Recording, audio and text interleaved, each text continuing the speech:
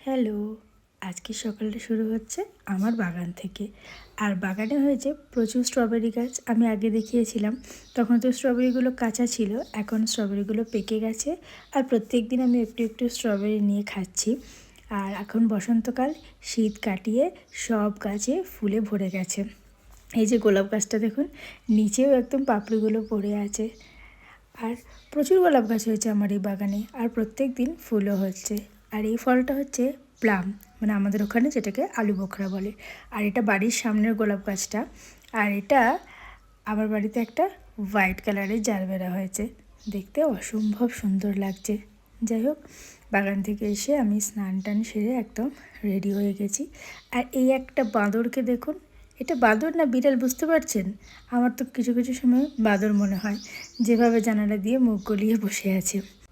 তো স্নান সেরেই প্রথম যে কাজটা সেটা হচ্ছে বাড়ির পুজোটা সেরে নেওয়া।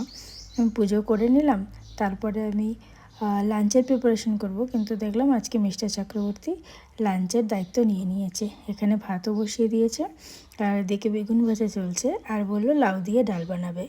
যাক, ভালোই হলো, তাহলে আজকে লাঞ্চটার দায়িত্ব আমার না। আর এই স্ট্রবেরিগুলো তুলে এনেছি, আর স্ট্রবেরিগুলো কেটে নিয়ে আমি এখানে অফিস করতে করতে খেতেই বসে গেলাম।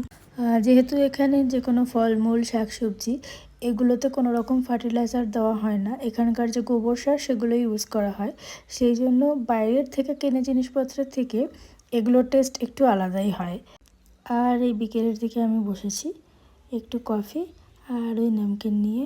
সারাদিন কাজকর্মের পরই কফিটা যেন অমৃতের মতো লাগে।